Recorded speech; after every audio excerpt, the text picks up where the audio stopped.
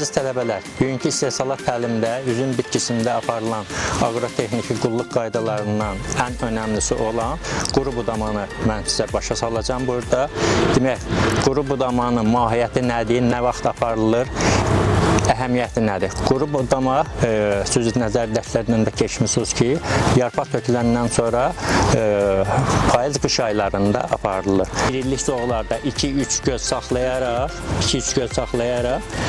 bir illik zoğu demək, üzüm təngindən azad eləyirik.